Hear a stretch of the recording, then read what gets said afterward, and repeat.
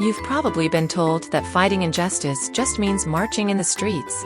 But historically, successful movements rely on two very different engines of freedom: non-cooperation and civil disobedience. Let's compare them directly. Non-cooperation is passive.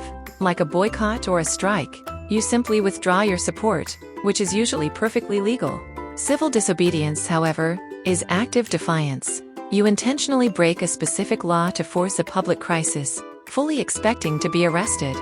In short, one strategy starves the corrupt system of its fuel, while the other throws a wrench straight into the gears. Both are powerful, but they demand very different levels of sacrifice. In late 1920, the Indian National Congress met in Nagpur and officially launched the non-cooperation movement. The strategy was radical: simply refuse to participate in British institutions.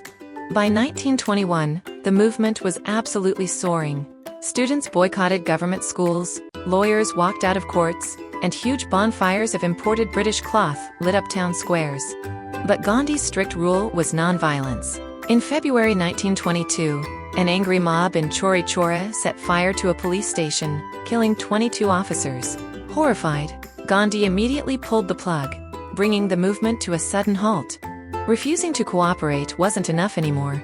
By 1930, Gandhi realized they needed to actively break unjust British laws. And he picked the most unexpected target: a strict monopoly and tax on basic salt. Instead of just writing a letter of protest, he set out on a grueling 240-mile walk from his ashram in Sabarmati, drawing thousands of followers along the dirt roads. When he finally reached the coastal village of Dandi, he simply picked up a lump of natural salt from the beach. It was a tiny gesture, but a deliberate crime, igniting the civil disobedience movement. If you want to ace your exams, you only need to master 6 spots on the Indian map. Let's draw the battlefield. First, Amritsar in the north, the tragic Jallianwala Bagh massacre that fueled the non-cooperation movement. Next, look at Gujarat, Gandhi's home turf and the ultimate testing ground. We have Ahmedabad for the mill workers, and just below it, Kheda for the peasant satyagraha. Then, down on the coast, Dandi, the exact spot where he broke the salt law and kicked off civil disobedience.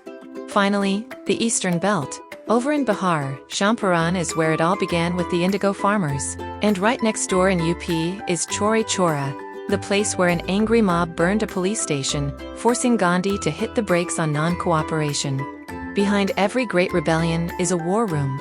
For India's freedom struggle, that brain trust was the Indian National Congress, which moved its headquarters across the map year by year. In 1920, the strategy of non-cooperation was born. It was first pitched at a special, heated session in Calcutta, and then officially locked in at Nagpur a few months later. Years later, the mood shifted.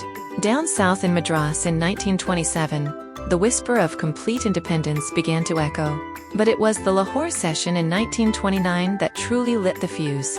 At Lahore, they demanded Purna Swaraj, total independence, and authorized the massive civil disobedience movement. 2 distinct rebellions, mapped across 4 cities, united by one singular goal: breaking the empire.